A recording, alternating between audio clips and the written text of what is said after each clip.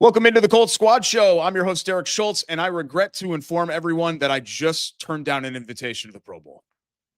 And I'm Zach Hicks, and I did as well, but we will see a couple Colts players out there on Pro Bowl weekend. And I'm Alan Pinkett, former Oiler. I never got an invitation to the Pro Bowl. Colts Nation, rise up. It's the Colts Squad. Everything Indianapolis Colts every week. Covering all the big hits and game-changing plays from the Circle City, the way only the Locked On Podcast Network can. It's time to squad up. The Colts Squad Show starts now.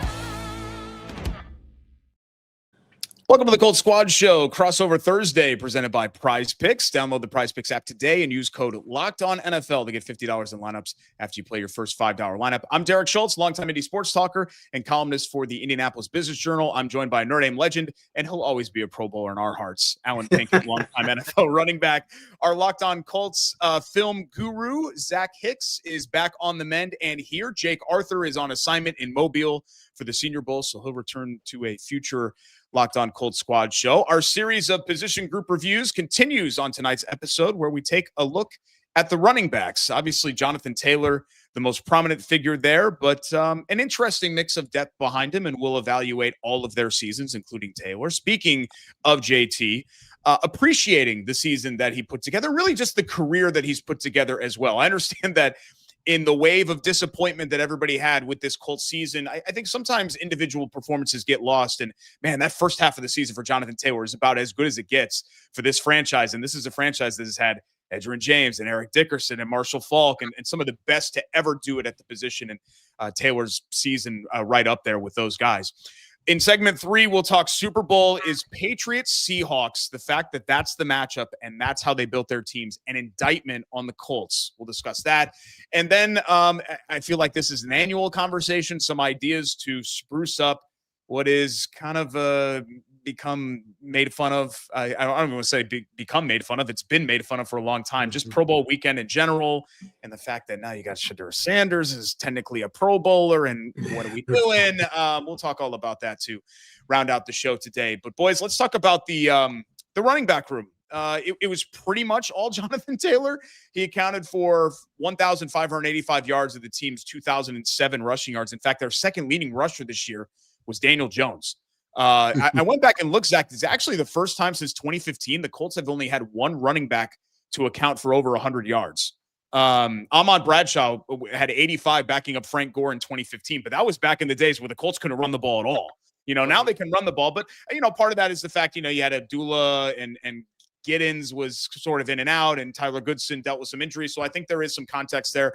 But overall, I mean, clearly when we're evaluating position rooms, sometimes we can talk about like multiple contributors. For the most part, this was like 95% Jonathan Taylor, 5% everybody else. Yeah, and you don't want that to be the case every single season. Obviously, You want to have more of that running back committee, or at least a part of a committee, right? You don't want one running back getting almost 100% of the snaps. Like, it's great to stay healthy all season, but running back is a position where you wear down a lot over time, and you need another guy that can come in and spell it. You think, obviously, the one we all think of as David Montgomery and Jahmyr Gibbs in Detroit, like having that 1-2 punch is just better for a team and better for the longevity of your running backs to have that. But I think the one thing with Jonathan Taylor this year is when we saw that Giddens wasn't really up for the challenge in year one, and then they were kind of going to this like very small committee approach behind Taylor, and then Taylor was picking up his pass catching part of his game and his pass blocking part of his game, especially in the early part of the year. There was just no reason to take Taylor off of the field, so you don't want this to become an every single season thing, but I think with how he was playing early in the season, with how he was staying healthy for the first part of the year, and I mean, for the whole year, he stayed pretty healthy. And he was showing that he could do kind of every aspect that you would ask of a running back. There was just really no reason to get him off the field.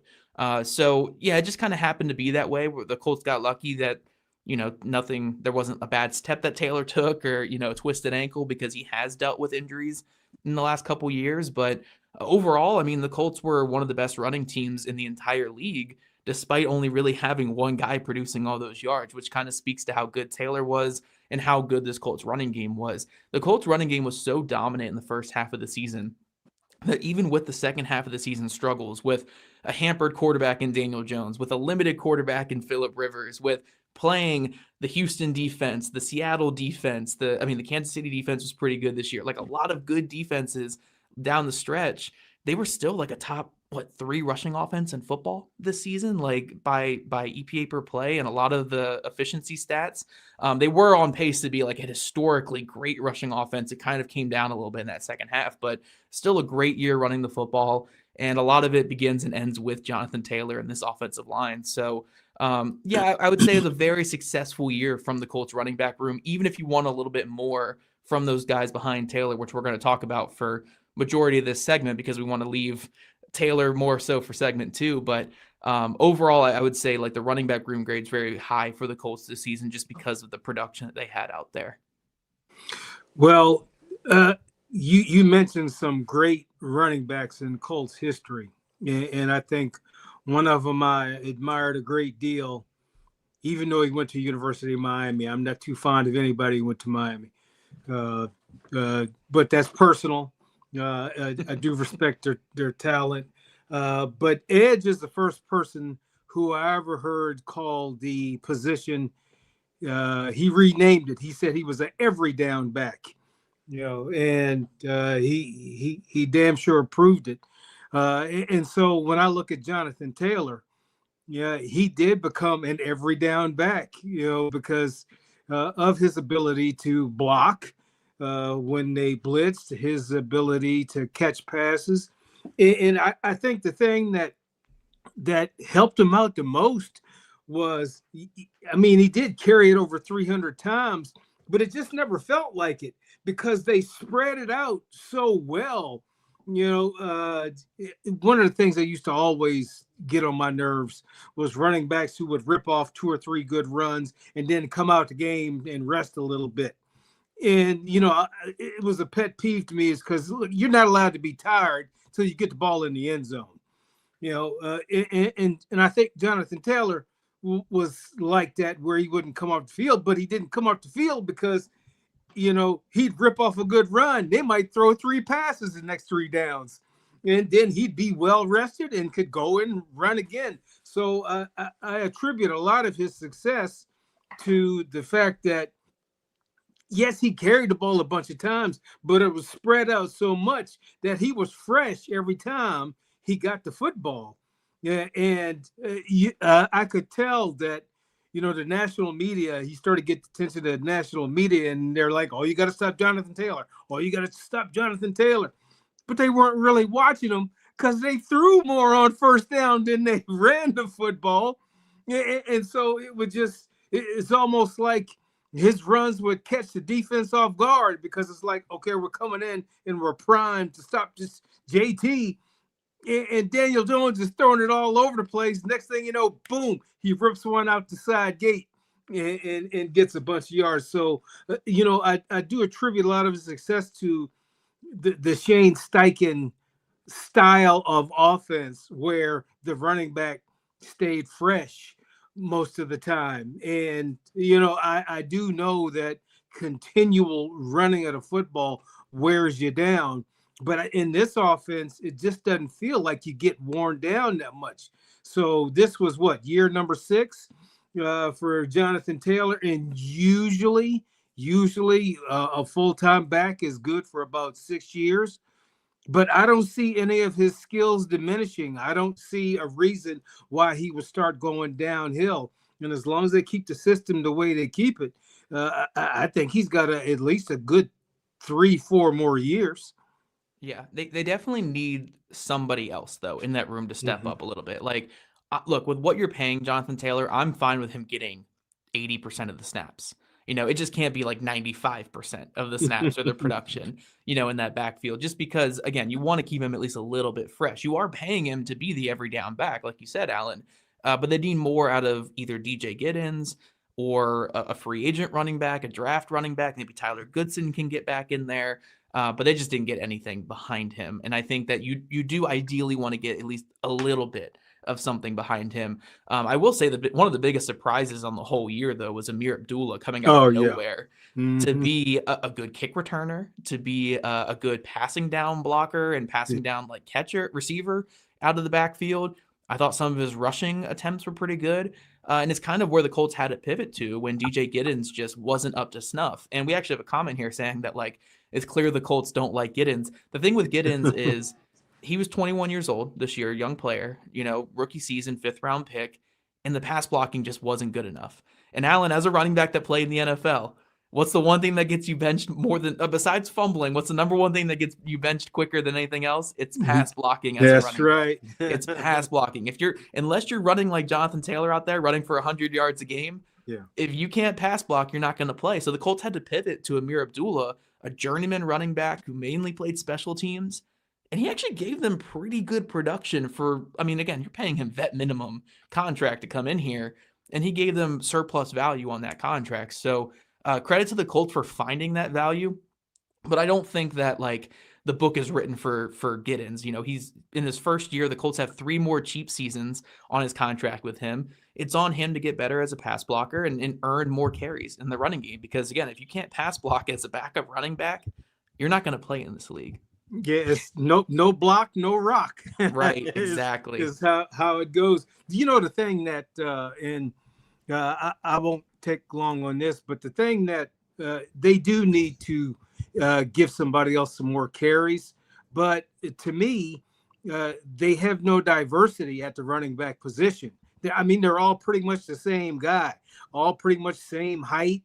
Weight might fluctuate a little bit, but they don't have the big bruising back. They don't have the one, real slim down, super speedy back. When you look at it, Jonathan Taylor has all the best superlatives of the backs that they have. So, hell yeah, he's going to get the carries. But I will agree with you on Amir Abdullah, though. Yeah, he got the vet minimum, but that vet minimum is a lot better than going out there and finding another job. But, that's, to me, as you get older as a running back, you get smarter. So you learn how to be more patient in the backfield. You understand how they're going to block. You understand how you're going to react when they slant or stunt, because you've already seen it in your mind. Okay, if they do this, I'm going to do this because I've seen it before. I don't have to panic. So it didn't surprise me at all about Amir Abdullah. But I would like to see just a little more diversity at the running back in terms of size and speed. But JT can do it all. Yeah, and Warren's mentioning, guys, Abdullah will be a free agent. Tyler Goodson will be a free agent as well. So the only 2 running backs that they have under contract, besides Ulysses Bentley the 4th, and some of the guys, if you go to the deep reserves, are Taylor and Giddens. So Giddens better be ready, I guess. But I would assume, Zach, you're going to bring. The Colts have had a lot of luck bringing in veteran guys, even into camp, to sort of push some of the young players. And I wouldn't be surprised to see them do that again. Yeah, and I'm not saying this guy's name because go get him because he's had some injuries in recent years. But remember when Taylor and Zach Moss were working off each other a couple of years ago, how well that dynamic worked. Like what Allen was just saying, like Moss was this bruising running back who had this really wicked spin move in his game, which was really weird for like this 220-pound running back. But it was a really nice like difference because you would have Moss get a couple carries here and there and just grind down the defense. And then Taylor would come in with his 4.3 speed at 230 pounds. And it's like, oh my gosh, they have a big guy who can also run. Where like Moss, it's just like if he has open space in front of him, but a defender to his right, he's going to turn and run over that defender. Instead, Taylor's going to take that open grass.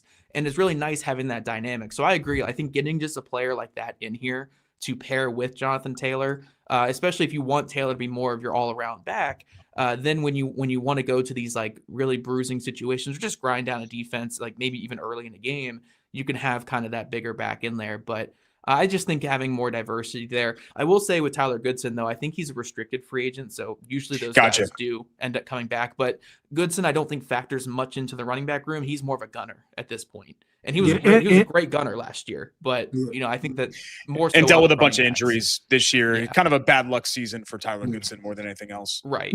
And I will reference there was a backfield in college that was very dynamic, and that was Jadarian Price and Jeremiah Love. But one of the reasons that they were so good is because Jeremiah Love ran a certain way, and when linebackers got used to the speed it took to try and chase him down to the tackle spot, Jadarian Price was so much faster. So he would just outrun these guys. So, when you had that kind of diversity, then they couldn't be stopped. And I don't know how many teams in the NFL have that, because, it's hard to find, two good ones. I think Seattle had two good ones. And unfortunately, your boy got hurt. I think the Texans had a couple good ones, but JT was just a one-man gang. Yeah, I mean, it was a lot like Alan Pinkett in the days at Notre Dame. I guess you had Chris Smith and Frank Stamms and some of those guys, but for the most part, it was you, right? You were certainly the bell cow. Yeah. And the ball wasn't heavy. We come back on the Squad Show. Jonathan Taylor's once MVP level season did peter out down the stretch, but he's reached some rarefied air in Colts history. We'll discuss next when the Colts Squad Show returns. This portion of the Colts Squad Show brought to you by Rocket Money. Let's be real. Managing your finances can feel overwhelming between subscriptions you forgot about, bills that keep going up, and trying to figure out where all your money actually goes each month. It's easy to forget that you're losing control. And who has time to track every transaction or hunt down hidden fees? That's where Rocket Money comes in, the personal finance app that helps you take control.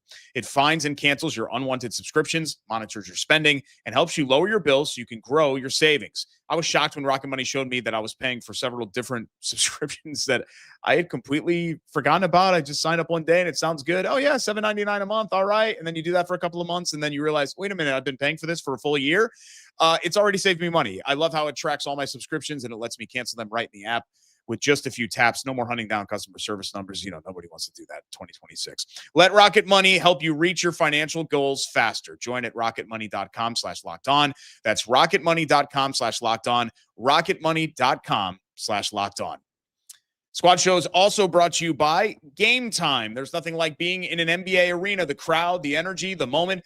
Getting tickets, though, well, that part hasn't always been so simple. That's why Gametime has become the go-to app for scoring tickets fast without the hassle. Puts the advantage back where it belongs, and that's with the fans. I pulled up the Gametime app. I picked an upcoming game right here in Indiana and had tickets locked in within minutes. I didn't get any sticker shock either. Gametime lists all of the all-in price up front.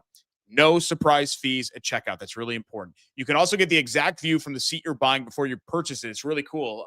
They have this virtual thing, and you can kind of do the 360 view all the way around from where your seat is with the Gametime app. Really, really cool. So you know just what you're getting. Take the guesswork out of buying NBA tickets with Gametime. Download the Gametime app, create an account, and use code LOCKEDON for $20 off your first purchase. That's code LOCKEDON for $20 off. Download the Gametime app today. And remember, it's gametime.com, not Gametime, or sorry, gametime.com, not gametime.com.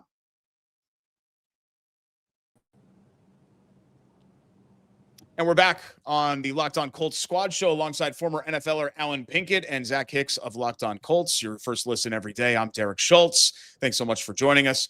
Appreciating Jonathan Taylor because he was on this MVP pace. I mean, we even talked about on this show, could a running back actually shoehorn his way into the MVP conversation? And the pinnacle of that was probably after Germany, right? He had 3 more touchdowns, including the walk-off against the Falcons. The Colts were 8-2, and they were feeling pretty good about their playoff chances, as were we, as was everybody in Indianapolis. And of course, the season did not go from there the way that anybody wanted it to. Zach, he didn't quite get to his 2021 rushing numbers, but I think it's sort of what we talked about in segment 1.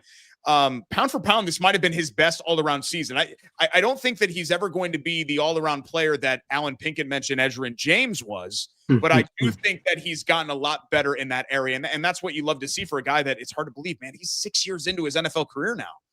Yeah, you hardly see guys in the NFL as they gain carries, as they gain more wear and tear on their body, get better. And I think seeing Jonathan Taylor healthy for the first time in years, healthy for an entire season, we got to see that he's still that guy from 2021 where he's capable of hitting that next step when he gets in the open space. And I will say this, before the season started, I was in that camp of, hey, Jonathan Taylor's still a really good running back. He's still worth what he's getting paid. But I don't think he has that gear in the open field anymore. I genuinely thought that coming into the year, where it's that 2021 Jonathan Taylor that we saw, where when he gets that a little inch of space, he can turn it into an 80-yard touchdown run. I thought that was long gone because he had dealt with ankle injuries, because he had dealt with knee injuries in recent seasons. And it was like, man, like he still has great vision. He still has that ability to find space, but I don't know if we're going to get that next level explosion. Well, the first half of this season, anytime he got a little bit of space, he was gone. I mean, the Titans, he had like an 80-yard touchdown against the Titans. He had the 50-something yard touchdown against the Titans in the first game as well. He had the long run against the Broncos in week 2 that helped the Colts win that game. Obviously, the huge one in Atlanta that was arguably the play of the year for the Colts, where he comes out of that pile and runs for 80-plus yards down the sideline. And any question I had about his long speed and like what he could still be was all out the window at that point. Like he still is that Jonathan Taylor that we saw in 2021. And as you said, Derek, he might be even better than that version because we saw a little bit more in the passing game. We saw a little bit more as a pass blocker, especially in that first half of the year. And he was a catalyst, maybe not a catalyst for this offense, but he was such a prime part of what they wanted to do, which I'll get to more in a second. But like, even if he wasn't getting the ball, just the threat of Jonathan Taylor. And I always hear analytics people say, and don't get me wrong, I'm a huge analytics guy. I love analytics. I love the numbers behind everything. But I always hear analytics people say that, like, it doesn't matter how good the running game is or how good the running back is, just the threat of play action opens up windows. And I do partially agree there. But I think there is a little bit more when the threat is Jonathan Taylor versus the threat is like Zach Hicks back there in the backfield. You know, like you're going to fit the run a little bit harder when Jonathan Taylor is in that backfield. And I think the Colts played off that really well in the first half of the season when they had a healthy Daniel Jones, where it was, we're going to do these long stretch play action plays, and we're going to get that backside will linebacker, that backside safety crashing hard downhill, and we're going to pull it out and throw it to Tyler Warren in the flat and get him, you know, the ball in space. But because you have that threat of Jonathan Taylor, it made the offense so much better. So I think that when he had the ball, he was fantastic, obviously, especially early in the year, but just the threat of Jonathan Taylor opened up so much in the passing game. He was such a core piece to what they were doing, and he had a great year. Yeah, it was a fantastic season, and I'm with you, Derek. I think it was better than his 2021 season. Maybe not by a ton because they're both great seasons. He should have been a second-team All-Pro this year. I don't know how he wasn't, but a great season by Jonathan Taylor nonetheless. Well, I don't know where he stands in the Colts record books in terms of career yards, career touchdowns, but you know, a lot of records are going to get broken because they've added one game to the schedule. So with 17 games, you know, a lot of stats are going to get obliterated. But, you know, I think when I look at Jonathan Taylor and watch him perform, there's no doubt in my mind that he has a very rigid off-season workout program, because you can't be a full-time back and not be in the weight room and not work on your running ability. And, you know, I don't think I ever saw him on the injury report all season long. You tell me if he was on there. So he was able to avoid those little nagging injuries that sometimes you get that will slow you up. I personally remember one year in college where I had an ankle that just wouldn't heal, and I just needed that one game where I didn't re-injure it, and then next thing you know, boom, 160, 180, 162 and 100, you know. So fortunate for him, he didn't get one of those little nagging injuries that would hamper him. But another part of why he didn't get one of those nagging injuries is because he put the work in the off season to make sure that he could absorb a blow and take all the pounding. And I mean, he's got the perfect body to be the every down back because really, you know, you lift all those weights, not necessarily to deliver a blow, but you lift all those weights to give yourself padding to, you know, be able to withstand all the punishment, you know, because you get hit damn near every play. Yeah. And the other thing you do, and one of the things that happens as you get older as a running back, is you learn how to take a hit. You learn how, when you're in a situation where, okay, I can't gain any more yards, I'm going to get tackled. Sometimes it's just a matter of just turning your shoulders just a little bit so you don't receive the full brunt of the collision. Sometimes you can't help it. Sometimes you get knocked the hell out because you don't see anybody, but I think over my career, I can think of maybe 6 times where I got just blasted because I didn't see the dude. But you do learn how to fall and maneuver your body so that it ends up being a lot of glancing blows.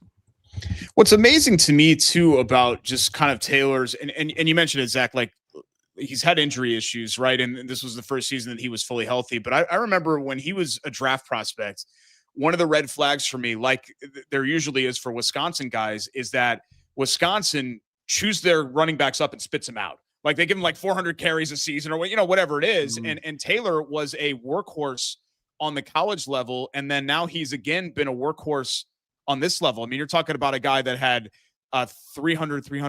He had almost 1,000 carries in college. And then he's, like I said, taking the brunt of it here. But Alan, you mentioned the all-time list. I'm glad you brought that up because I actually prepped that for today's show.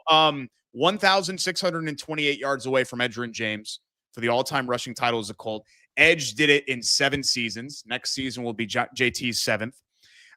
Taylor already the all-time rushing touchdowns leader with a nice 69. He's had at least 10 in 4 of his 6 seasons, and he just passed Edge for the all-time touchdowns because Edge had 11 receiving touchdowns as well, but 76 to 75.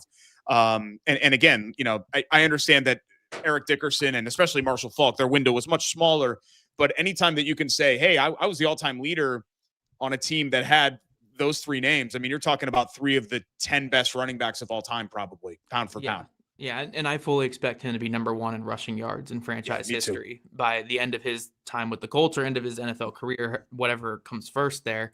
He's an all-time great in Indianapolis time. And, we can get on Chris Ballard for his drafting and stuff, and we'll talk about that more in segment 3 here.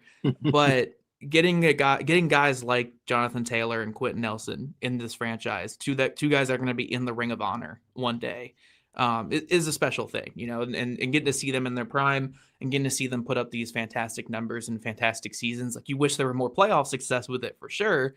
But I think they've been great. One thing I do want to add on, because I wanted to add it in the first segment when Alan was talking about it, but there is kind of this misconception with the season that Taylor had, where I think a lot of people say the Colts were this run-first offense, and Taylor, and this is where I always struggle with Taylor being the MVP of the team too, right? Is because I'm going to bring this like a baseball analogy. So Derek, I know you're more the baseball guy here, so I love my baseball analogies. Getting everyone involved. Daniel Jones was like your starting pitcher this year, right?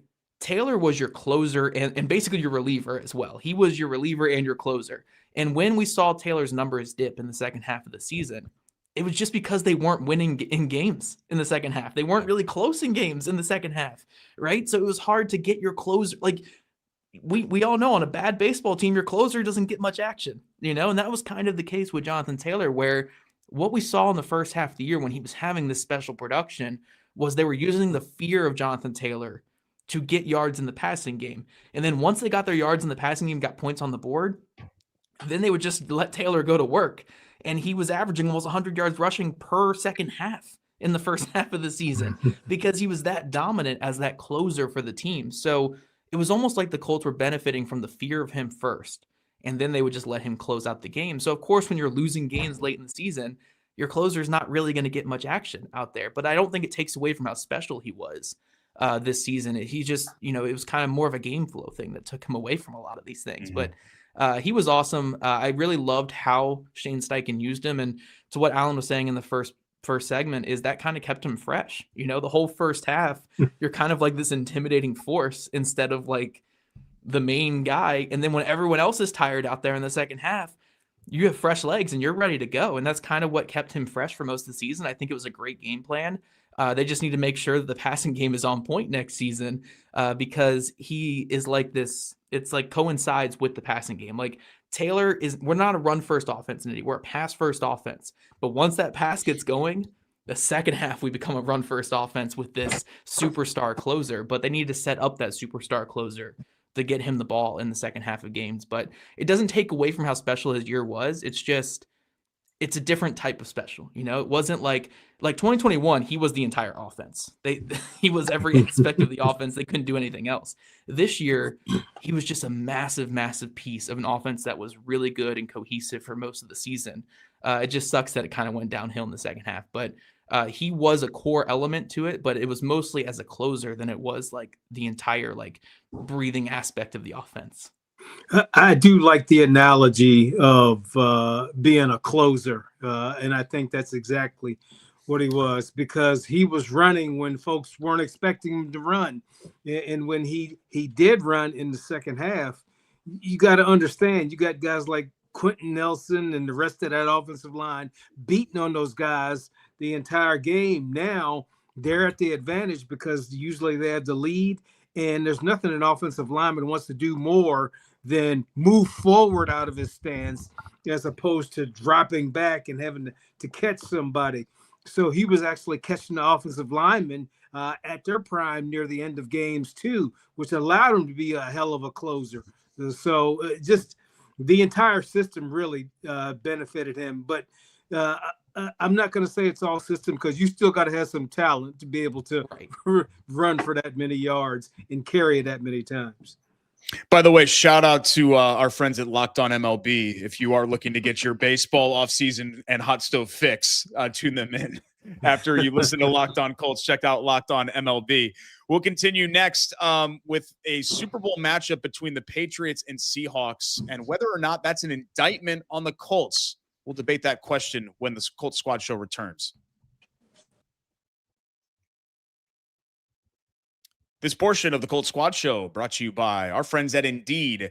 If you've ever hired somebody who looked good on paper but wasn't the right fit, you know how important that is. When you want candidates who truly match what you're looking for, trust Indeed sponsored jobs. Hiring Indeed is all you need. Stop struggling to get your job post seen on other sites. Indeed sponsored jobs puts your post at the top of the page, and it helps you reach the right candidates faster. Sponsored jobs boost your posts to the people who are the best match for your role, and that makes a real difference, saving you the time and effort to attract the candidates that you want. In fact, according to Indeed data, sponsored jobs posted directly on Indeed are 90% more likely to report a hire than non-sponsored jobs. 90%, you guys. Spend more time interviewing candidates who check all your boxes with less stress, less time, and more results using Indeed sponsored jobs. Listeners of this show will get a $75 sponsored job credit to help give your job the premium placement it deserves at Indeed.com/LockedOnNFL. Just go to Indeed.com/LockedOnNFL right now and support the show by saying you heard it. You heard about Indeed on this podcast. Terms and conditions apply. Hiring, do it the right way with Indeed. And we're back on the Locked On Colts Squad Show. Alan Pinkett, Zach Hicks, Derek Schultz, Jake Arthur in Mobile, Alabama. And he will be back on the show. Sorry, I always say Alabama like I don't know, Forrest Gump or something. But that's the way that I like to say it. With the Senior Bowl and everything else that's going on down there, as we are right into the NFL offseason for 30 of the 32 teams. We know the Super Bowl matchup, which we still have to wait another full week for, is the Patriots against the Seahawks. And while I think you could look at several things to make it an indictment on the Colts, I think you could look at the Jaguars and Texans who aren't playing in the Super Bowl and turn that into an indictment on the Colts, right? I was just looking at this matchup and you know, as much as we talk about the Chris Ballard era and it's starting in 2017, like, let's just go ahead and start it after the first two seasons, right? 2018 was a very good season, especially considering that was year 2 and they started 1-5 and they ran off that long winning streak. They won a playoff game. Went to the divisional and ultimately lost at Arrowhead, but a really fun season. Ultimately ended up being Andrew Luck's last season, which is not something that anybody wanted. But since Andrew Luck retired before the 2019 season, the Patriots still had one more season with Tom Brady in 2019, right? They made the playoffs that year. They lost to the Titans. His last throw, I think, was a pick 6, if I'm not mistaken, to Tennessee. They go to Mac Jones. In 2021, they make the playoffs with Mac Jones. There was like that little brief window, remember, where people were like, oh, they got it all figured out. Mac Jones is the next time. And while Mac Jones has shown himself to be a decent NFL quarterback, I don't think he's shown himself to be a franchise player. So they go ahead and they replace Mac Jones with Drake May.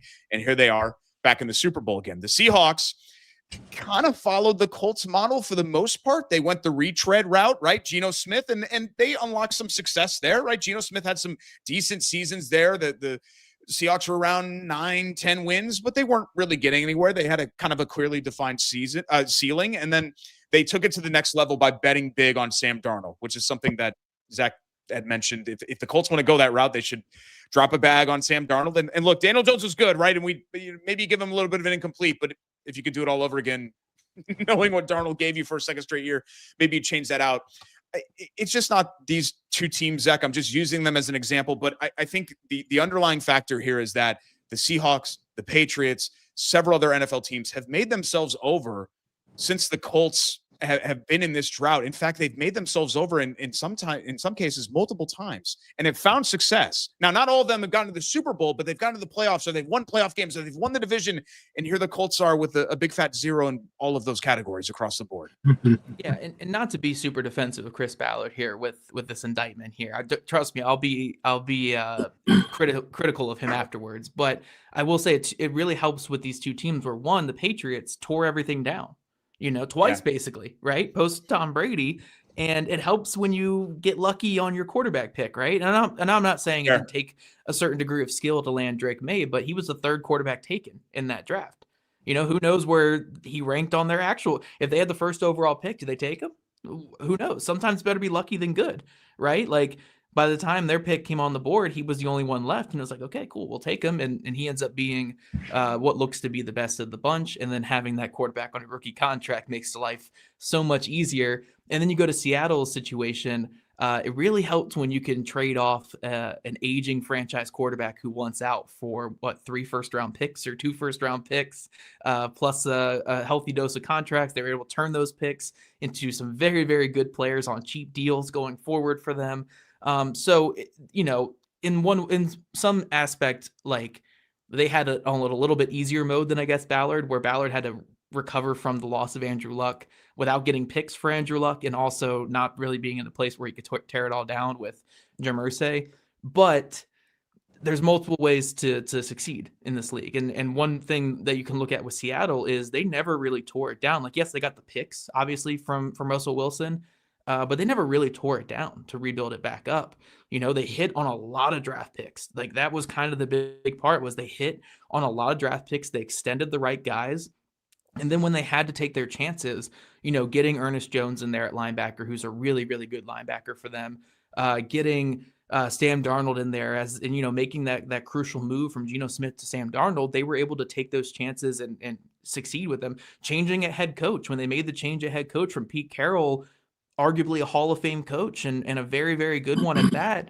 You move on from him and you get McDonald in there, you get Clint Kubiak in there. And they even had the misstep last year. Ryan Grubb is their offensive coordinator. They get Clint Kubiak in there, who looks like he's going to be a head coach, after this, because he was such a great person to bring in. So, if there's any indictment on Ballard, and I think there certainly is when it comes to these two teams, the two aspects I look at are, you have to hit home runs in the draft, right? That's the biggest thing. Look at where the Patriots are, look at where the Seahawks are, and where would they be without these cheap contract guys producing at such a high level? You look at the whole secondary for the Seahawks, they're all guys on rookie contracts who are just playing out of their mind. You look at the wide receiver room for the Patriots, outside of Stephon Diggs, it's a lot of guys on rookie contracts playing very, very good football. Offensive line for the Patriots, a lot of guys on rookie contracts. So you have to hit on your draft picks. And then the other aspect, too, is being aggressive when the situation calls for it. These two teams in the Super Bowl, Derek, and it doesn't feel like it, they're both top 5 in total contract value, right? So if you add up the total contracts on the roster, right, like the full length and the full money on the deals, they're both top 5. I think the Patriots are like a good $50 to $60 million more than the next highest team. Patriots are by far and away number 1. And then Seahawks are 4th, probably after they gave out that Sam Darnold contract, obviously. So in terms of total value left on contracts, these are two teams that when they had to spend, they spent in free agency, especially New England buying an entire defense in one offseason. So they're teams that draft very well, but when they have to fill gaps with free agency, they get very aggressive. And they were able to hit on a lot of their free agent pickups. Like, again, you look at the Patriots with Stephon Diggs, with Milton Williams up in the middle, with a lot of the secondary pieces they brought in to fill out that secondary. Like, it's a big part of rebuilding teams. So yeah, if there's any indictment here on the Colts, it's just they've had too many whiffs, and if you want to be a Super Bowl team, margin for error is so slim. You can't miss, like, especially when it comes to quarterback, but when it comes to other roster stuff too. And you got to get lucky with health as well when it comes to those big free agent signings. And it all has to come together. And one misstep here, one misstep there can turn into years and years of not having the same production. So credit to these two teams for drafting well and being aggressive, and a lot of those risks they took panning out for them. But they're, it just shows how slim that margin for error is. And sometimes you have to be willing to take a step back to go a step forward. Yeah, I don't know how the hell to follow all of that. But, what I'll say about the Patriots is that when it was apparent to me that when they knew they made a mistake, they didn't live with it. They corrected it right away. Yeah. And to me, and then when they got Mike Vrabel, they let him be in charge. And it's amazing when you have the coach as the one who's running things, and that coach is supported by the organization, and the players know that the coach not only cares about them but has their back. What type of effort he's going to get out of those players, so it's almost like a high school phenomenon type of, rah-rah deal for the coach. They all love the coach. But what I always say, it's a partnership in the NFL. It is indeed a partnership, because he does treat them like adults, but he is the boss. I'm going to make another Notre Dame reference. It's sort of like the effect Marcus Freeman has on his team. Culturally, he's right where they are. He can talk about the different music artists they listen to and everything, can speak their language. But when he has to be hard on them, they respect him enough. It's like, okay, yeah, I better listen to this guy. In regards to Seattle, I think Seattle's been pretty clever hiding up there in the Pacific Northwest, because Geno Smith got his chance because they didn't want to pay Russell Wilson anymore.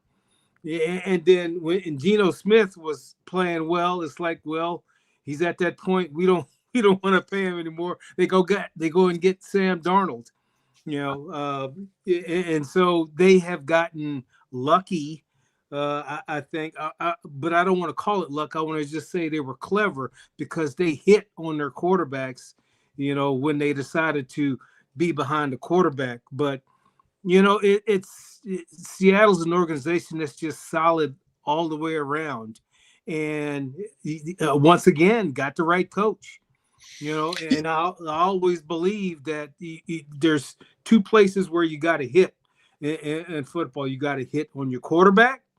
You either have that guy or you don't have that guy, and you're going to struggle if you don't have that guy. And you got to hit on the coach. And I think, both teams are examples. They play to the personality of their coach. Yeah, and when they've needed to upgrade, they've been able to upgrade, whether it's luck or not. Like you said, that's the business aspect of it, right? You get full credit for it. And they gave up on Russell Wilson at the perfect time. He still had a tremendous trade value, right? Because he still was viewed as this franchise level player. And clearly, as we've seen over the last couple of seasons, I mean, he's not been close to that level, not only in Denver, but Pittsburgh, or New York, or, wherever the hell else he's been. It's been that way. And then also to go from Carroll to McDonald, head coach wise, or what Seattle has done, quarterback and coach, they've done it both ways. Now, New England went from Belichick to what? Gerard Mayo, and that didn't really work out. But like you said, Alan, knowing when to cut bait, whereas the Colts path has kind of just been like this, like they go from Brissett to Rivers. That was an upgrade. Rivers to Wentz, that was a downgrade. Wentz to Ryan was, again, another downgrade, even though Wentz was even that good. You know what I mean? And then, you've just been kind of riding that roller coaster, whereas some of these other teams, their path seemingly has been kind of more linear to getting themselves back up again. But you're right, Zach, like, and some people listening to the show will be like, oh yeah, of course the Locked On Colts trio are just talking about how, well, the Colts have just been unlucky. But really, that is a big part of just sports in general. I mean, just look here in Indiana, no offense to what just happened with IU in this story, but no one knew that the 63-year-old head coach at James Madison was going to become the greatest coach in college football. And right? You just have to, but you get full credit for it, and you get the parade and you get the trophy. And just like the Seahawks and Patriots, they get to play for a Super Bowl now coming up in 10 days. And look, you suffered as a Colts fan, but would you prefer to be a Bills fan? Yeah, it's right now I would. Oh yeah, sure. But I took that as you meant historically, right, Alan? Historically. All of it. Yeah. It's tough, right? It's tough. It's a tough decision to make and a conversation to have, for sure. One quick thing I'll say though is, again, with both of these teams, is knowing when, like, part of it is luck for sure, but you create your own luck by taking as many shots as possible. 100%. Right? And the problem with the Colts has been, like, yes, they have taken all these shots at quarterback for sure, but I mean, general manager's been the same guy the whole time, right? And at least in like Seattle's case, when they've had the same general manager, that guy won Super Bowls with them, right? Like he's shown that he could do it. This general manager in Indy has a losing record over 10 years. So like, you create your own luck by taking shots, and then, again, the next shot you take, maybe this shot is your Gerard Mayo, but the next shot you take could be your Mike Vrabel. But you don't know that if you stick with the Gerard Mayo the entire. If the Patriots gave Gerard Mayo 10 years, they wouldn't be where they are right now. So sometimes you do have to keep taking those shots to create your own luck, rather than just saying, like, when I'm trying to roll a 10, I rolled a 2. I'm going to stick with my 2 here. Like sometimes, like if you're playing blackjack or whatever, sometimes you got to hit. Sometimes you got to hit to have a chance at winning. How do you fix the Pro Bowl? We're going to put on our thinking caps, and we'll solve it when we wrap up the Colts Squad show next. This portion of the Colts Squad show brought to you by TurboTax. Tax season doesn't have to take over your life. This year, TurboTax is making it easier than ever to just hand things off and move on with your day. With TurboTax Full Service, you can have your taxes done for you by a trusted local expert start to finish without the stress or guesswork. I'm lucky. For a long time, my dad's a retired CPA, and I'd be like, hey, Dad, can you help me with all these taxes and things like that? But ever since I started an LLC after COVID and I have all these freelance gigs, my dad's like, yeah, you're on your own, pal. You're a 42-year-old man. Go ahead and take care of it yourself. The thing is that I'm not smart enough to take care of it myself. I need the help from TurboTax. Things are really complicated for me with the LLC. So instead of spending hours trying to figure out forms, with TurboTax, you meet with a local TurboTax expert in person or connect online, and they handle everything from W-2s to self-employed forms and work with you to get every single deduction. It's a huge time saver and stress reliever. For a limited time, you can have your taxes done by a local TurboTax expert for just $150. All in. If a TurboTax expert doesn't file for you last year, just file by February 28th and you'll be fine. Take taxes off your plate and get back to your life. Visit turbotax.com/local to book your appointment today. Back for a final time on the Locked On Colts Squad show. Thanks so much for making us a part of your Thursday night alongside Notre Dame legend and former NFLer Alan Pinkett, and half of the Locked On Colts daily duo in Zach Hicks. I'm Derek Schultz. Jake Arthur will return once he gets back from the Senior Bowl in Mobile, doing a great job with his coverage. Check that out on the Locked On Colts platforms at Locked On Colts, and of course on our YouTube channel, which many of you are consuming this show on right now. The Pro Bowl, guys. So they've done this flag football skills thing. They're trying, right? They're trying. They've done this couple years ago, and they paired it up with the Mannings and things like that, and they're trying to inject some life into it. I understand that you don't want to like get guys hurt and things like that. Alan's probably just rolling his eyes out of his skull right now when he's talking about these new age guys. They don't want to go out there and get hurt. I think really more than the game and things like that, Zach. It's starting to become problematic, the selection process, because it's just.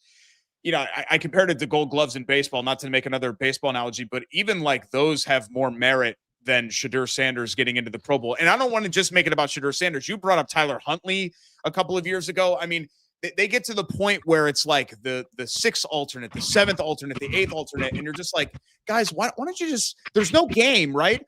So just name a Pro Bowl team, and the people that want to show up can show up, and you just take advantage of that. I think that would be my first fix right there. Yeah, no, I completely agree. And that was my thing. Like, at least when there was a game, sure, like get alternates in there because you're playing an actual game. I still think that was kind of dumb, but like at least there was a game involved. Now you're playing touch football or whatever, flag football. Like, why do we need to have these alternates? And especially in the picture of the AFC this year, right? Where like it sucks that Shedeur Sanders is getting the criticism for this, right? It's not his fault that he accepted the invite because there was nobody else, right? If you go down the line of players, right, that they had their regular guys, right? And then of the other guys they could have picked, all of them were hurt, right? Bo Nix, Daniel Jones, Cam Ward, even from the rookie class, he was hurt.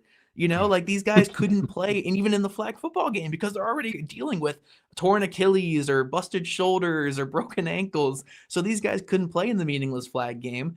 Then you get to like the guys like Joe Burrow and Josh Allen and all them. Like they just, you know, Burrow's been banged up all year. Lamar Jackson's been banged up all year, but like Josh Allen's just got off a long playoff run, right? He doesn't want to go to some flag game in Florida, so he declines it. So now you're down to Shedeur Sanders versus bench Justin Fields versus benched, you know, so versus Aaron Rodgers, who's, you know, 400 years old. Like he doesn't want to go play flag football down in Florida. So like, I don't blame Shedeur Sanders for this. He's getting a lot of the criticism for it. It's not his fault that he accepted it. But it is kind of like a mockery of the Pro Bowl, especially when it's held to this like degree of accomplishment, right? Where like this is a reward for the season you had. And it's like, if we're just going to water it down like this, is it really an accomplishment, you know? And I do agree there should be this like middle ground between the all pro and regular football players to celebrate more football players. Like I love that. I think there needs to be like a distinction between the vet minimum guys and the all pros who are the best of the best and the future Hall of Famers. So I like there being a Pro Bowl, but like you said, Derek, like if we're not even playing a game, why are we doing alternates? You know, like I feel like this could easily be solved by like, hey, Shedeur Sanders, you're on a rookie contract, right? We need someone to play in this Florida game and have a fun vacation. We'll give you $10K to come down here, throw a couple passes in this flag football game, and you know, be part of the event. Like he's going to accept that. Well, maybe not him because he's already rich, but you know, like a typical vet, like low contract rookie is going to take that deal. So yeah, I think it's kind of goofy. I don't really know the solution though for fixing it because like you said, Derek, like these guys are so just like aware of their bodies and the health of their bodies. These guys are going to nutritionists from the time they're like in elementary school. They're in weight programs since they're in like middle school.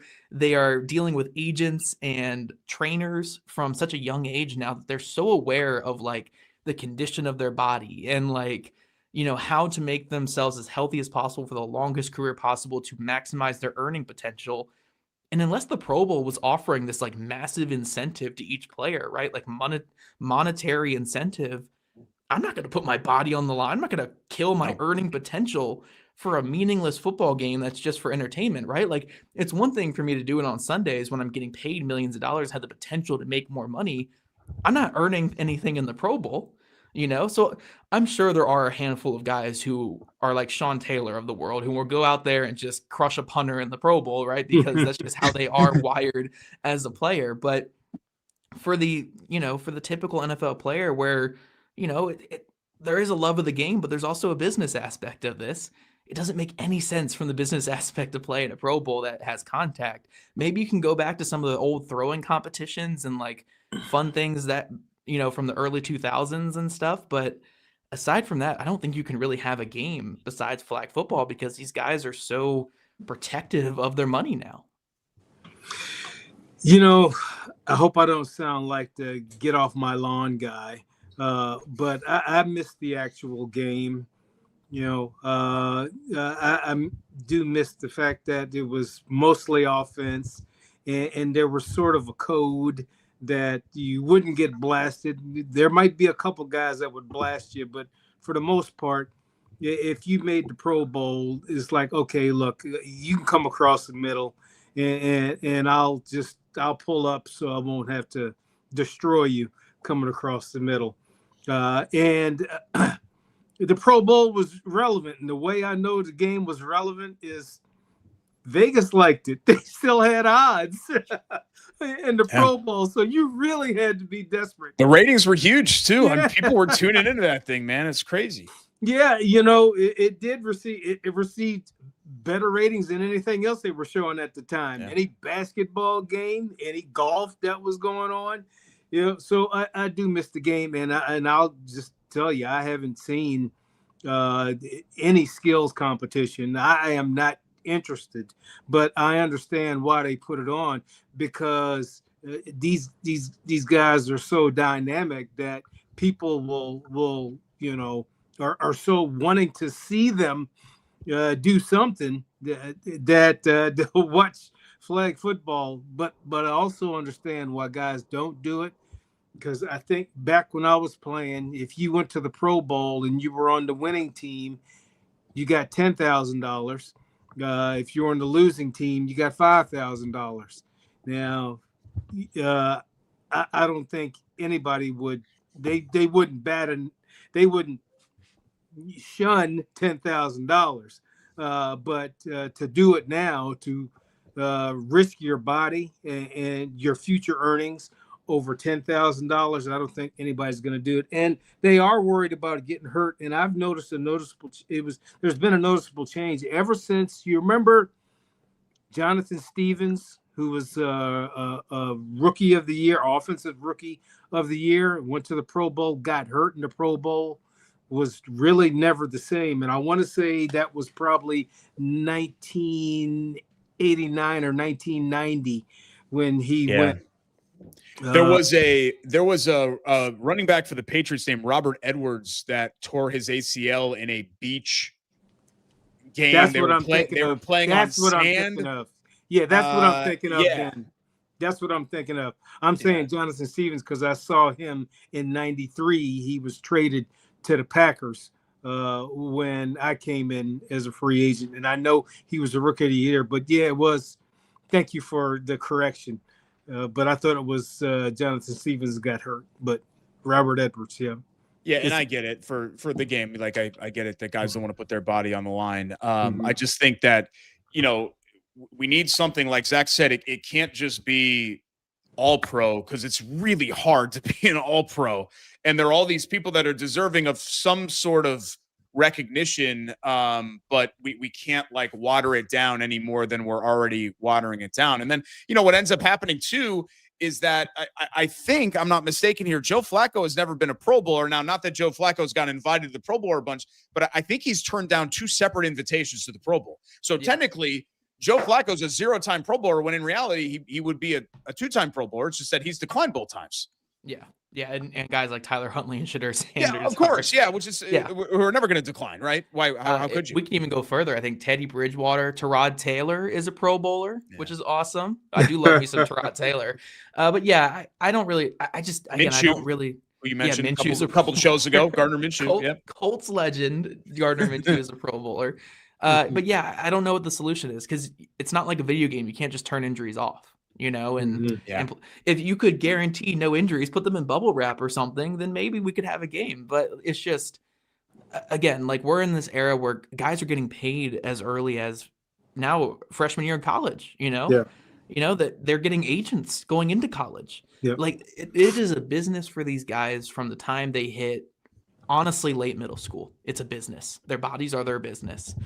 And I don't think you can change that. Like, even if you were to change it to being a basketball game between these guys, there's still too much injury risk for that, Like, they'll put it on the line on Sundays because that's where they make their money, right? But in this flag football game, or even in this touch football game, whatever it's going to be, it's only a negative. You can't get, unless, like Alan said, guys back then would do it for $10,000. If you made it where, and this would cost more than what it would be worth to run the game, which is kind of counterintuitive.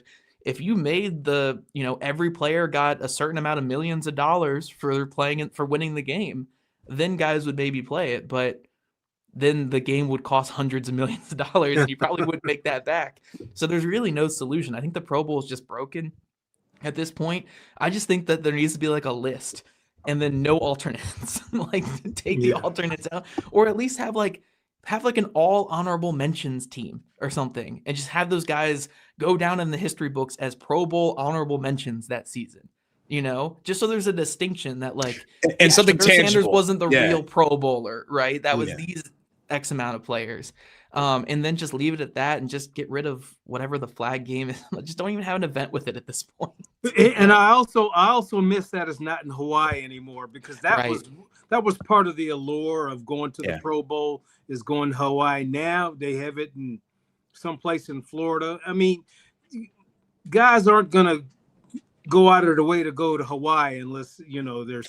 Well, yeah, and I think it's starting to follow wherever the Super Bowl is, right? So it'll be like Santa Clara area this year. Am I right, Zach? Do you know? Okay, I'm putting you on the spot. I haven't watched the Pro Bowl since I was like 10. I don't know. I watched Sean Taylor kill a punter, and that was all I watched.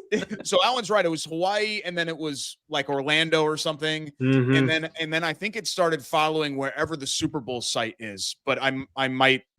They've changed things up, so I might be wrong on that. So don't quote me on that. But yeah, Pro Bowl week this weekend, and then finally we can get into the Super Bowl week next week, and that'll be the next time that we'll see you right here on the Locked On Colts Squad Show. Thanks so much for joining us. We'll be back Tuesday night of Super Bowl week at 9 p.m. as our offseason schedule continues, and as always, the Colts news cycle never really goes quiet, so keep it locked on Jake and Zach every day on Locked On Colts, and be sure to follow at Locked On Colts on socials and check out our other great content on YouTube and TikTok, and we'll see you next time right here on the Squad Show.